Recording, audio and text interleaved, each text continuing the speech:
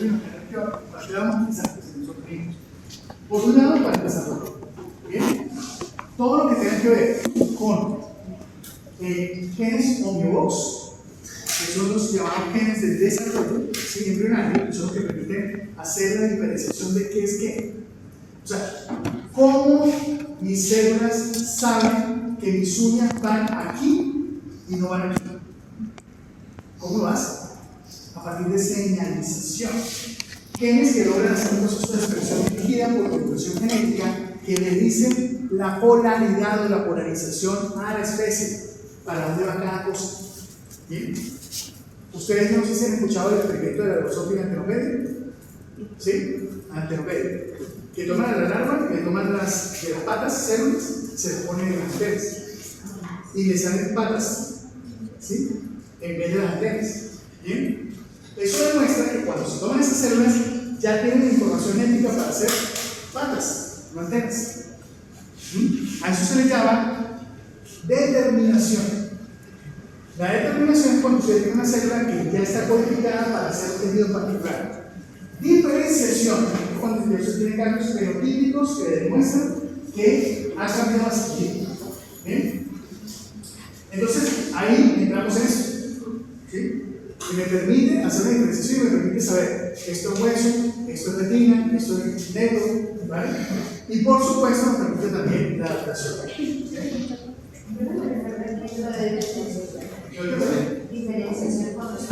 Ahora, entonces, hay dos términos muy importantes. El término de determinación, que son los cambios génicos que la célula tiene ya programados para decirle que usted va a ser un músculo, pero todavía no lo es. ¿Sí? Pero está determinada genéticamente para hacerlo. Eso se le llama determinación. Cuando cambia su fenotipo y se transforma en una célula muscular, ahí yo digo se diferenció. Entramos en la diferenciación.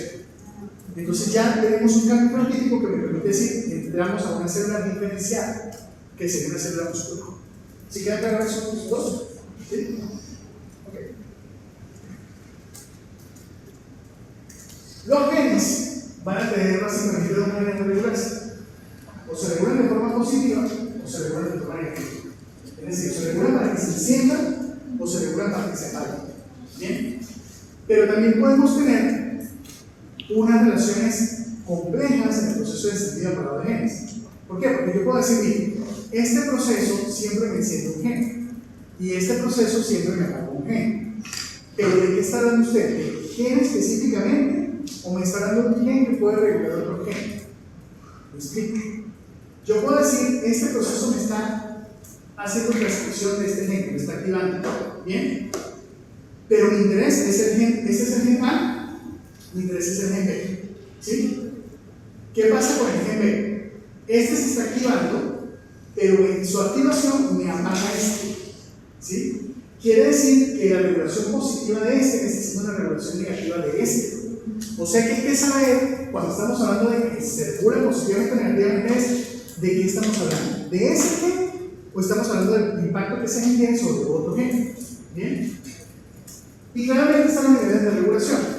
A nivel bacterial, el nivel de regulación más importante es el transcripción.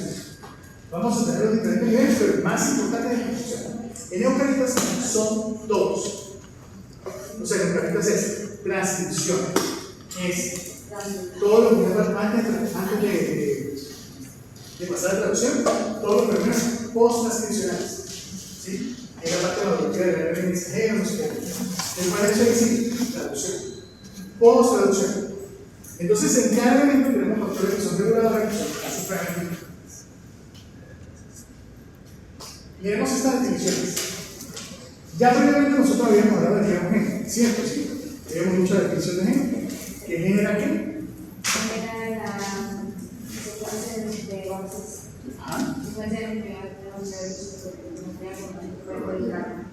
Ok. ¿Y la estructura es? O sea, ¿cómo es la estructura de gen en eucariotas?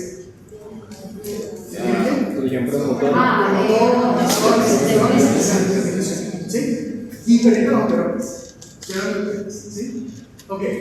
Ahora, tenemos esa definición que ustedes ven acá. Gen estructural, gen regulador, gen constitutivo y elemento regulador. ¿Bien? Un gen estructural es aquel gen que eventualmente vamos a necesitar un proceso de sensibilidad apagado en un momento dado para generar alguna proteína que sea de membrana, alguna proteína que sea específica para la función o que participe como una enzima en el metabolismo. ¿Bien? Eso tiene un gen estructural. ¿Eso? ¿Qué quiere decir eso? Los genes estructurales pues, serían todos nuestros genes codificantes, pero que sean imposibles para ser codificados. Y yo no puedo inducir, o sea, es decir, yo tengo un gen que eventualmente lo voy a necesitar en determinado momento que se encienda para que me genere una proteína. Si yo en ese momento apago las luces, nuestros ojos tienen que producir proteínas para adaptarnos a la oscuridad.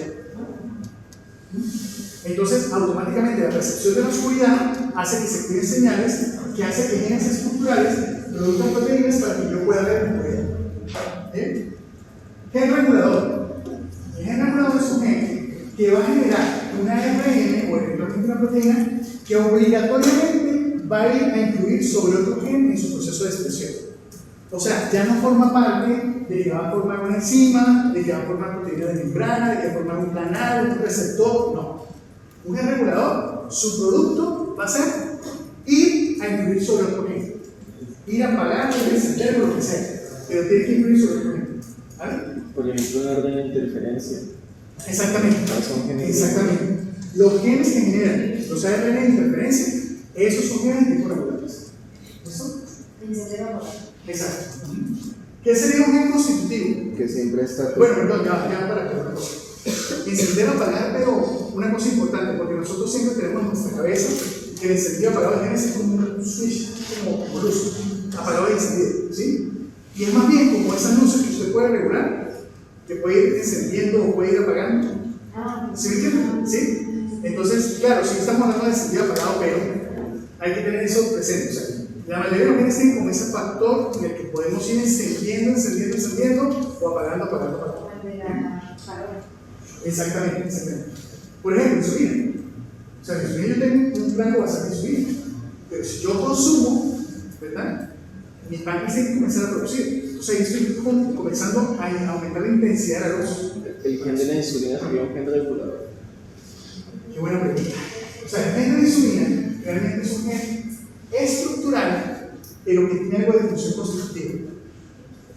Es decir, ustedes ¿qué es un gen constitutivo?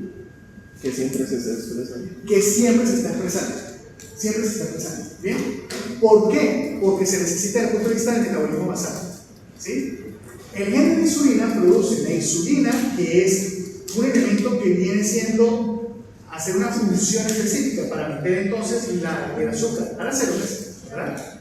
Ese no es como un regulador inmediato para un factor de transcripción, porque lo que está haciendo es una función específicamente sobre el azúcar. O sea, cuando decimos regulador se excluye el resto y solamente contempla que se apaga o prende genes. Exactamente. Pero resulta que la insulina no se puede quedar sin insulina. Eso se tiene que tener activa.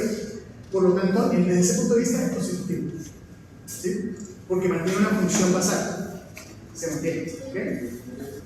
¿Qué es un elemento regulador? Un elemento regulador es diferente. ¿Por qué? Porque no tiene la estructura del gen. ¿Bien? Es decir, un elemento regulador es una secuencia de ADN que lo que va a hacer es activar o desactivar otra secuencia. ¿Bajo qué? Bajo el término de la posibilidad de contacto físico, principalmente, o contacto a través de otras proteínas. Ustedes habrán escuchado los llamados enhancer. ¿No? ¿Ninguno? ¿No? Enhancer. Los enhancers son elementos reguladores positivos. Son secuencias que, ojo, no tienen una estructura de promotores, zonas, intrones, de terminación. No producen ninguna ARN, no producen ninguna proteína, sino solamente el hecho de existir esa secuencia por contacto con otra secuencia permite hacer procesos de sentido. ¿Bien? Eso lo vamos a ver con ¿No son como los transposons? No, los transposores son diferentes. ¿Sí? No, es diferente porque lo que hace es un corte de palo. ¿Sí? No, eso es una secuencia, eso la voy a mostrar aquí en la próxima clase. ¿Sí? Como un enhancer puede hacer una secuencia que me pueda activar una regulando para que se haga la transcripción. ¿Vale? Eso sería un elemento regulador. ¿Ok? Creo que ya me quedan minutos. ¿Quedan 4 minutos? Ahí. Entonces, miren el impacto que podemos tener cuando hablamos de reguladores. ¿Sí? Este artículo que está acá es un artículo que nosotros hicimos por producto producto del paciente que generó este síndrome que se llama el síndrome de Guard. El síndrome de Guard es un acrónimo que es tumor de Willis, es un tumor renal. Esta parte que es anilidia, no se le forma el iris, ¿sí? Se me dice que no se le forma el iris. No puede controlar la luz que entra porque no hay iris. ¿Bien? Anomalías genitourinarias y retraso de crecimiento. Eso es igual. ¿Bien? ¿Cómo? Eso lo hace así, otro, que no se puede. Ya vamos a ver. ¿Listo? La parte de este síndrome se generó por una lesión en el tercer óseo que es el gen WT1. El gen WT1 es un gen que es por excelencia un gen en periodo embrionario regulador. ¿Por qué? Porque permite la formación del riñón. A partir de su encendido, permite que la T molecular llegue al metanefro, se hace el proceso de activación y automáticamente se comienza a generar toda la formación del riñón. ¿Bien? Entonces, ¿qué pasó con este paciente? A este paciente le ocurrió lo siguiente: tuvo una lesión en este torso, ¿sí? Tiene la lesión y esa lesión se llevó dos genes, el PAC6 y el WT1. En total la lesión fue de 700 kilobases. ¿Bien? Y se llevó esos dos genes. Al llevarse los dos genes, el PAC6 es el que permite la formación del ojo de forma adecuada. Hay muchos genes que forman el ojo, pero este es esencial. ¿Sí? Y el WT1 me permite la formación del riñón. ¿Qué pasó con este paciente? Este paciente hizo su alteración a nivel ocular a tal punto que desarrolló una ceguera total porque hizo un proceso de glaucoma que no permitió que tuviera visión. No todos los que tienen anilidia les pasa esto. Sí, hay un tipo de anilidia que no hace anilidia este tipo. Pero además de eso, este niño, que le estábamos haciendo un seguimiento antes de llegar a la prueba, le advertimos a los papás que tenían que estar cada 2 meses en seguimiento por el riesgo de tumor de Willis. Y le dio el tumor de Willis. ¿Bien? Entonces, genéticamente está predispuesto a tener otras cosas. Con un gen, que es un gen regulador embrionario que me terminó dando un problema después de nacer.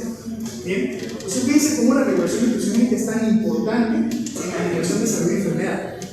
Bien. Otro ejemplo que tuvimos fue este, que fue la parte de un artículo que publicamos sobre el mecanismo de revolución genética de la ADN mitocondrial. Entonces lo que revisamos eran cuáles eran los elementos regulables que se habían dado o reportado hacia esa fecha. Obviamente aquí de allá para acá ha pasado mucho y se ha reportado mucho. Bien. Las enfermedades mitocondriales ya son un montón. Y los mecanismos reguladores que tenemos son muy importantes para saber sobre todo la expresión genética de esa persona. Vamos a empezar. Todavía estamos estamos en preescolar y saber exactamente cómo son los procesos de expresión real. Tenemos aproximación, esa la vamos a ver el viernes. Solamente para comentar esto, tenemos una cosa, ya lo que vayamos de aquí. ¿Tengo un minuto, no? ¿Tengo 30 segundos? ¿Menos? No, oigan, esto es solo.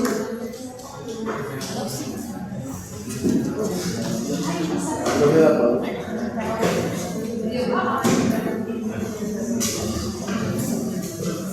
No sé si se. Es que. A ver, yo le doy clase a tanta gente que no estoy seguro si ya se lo dije.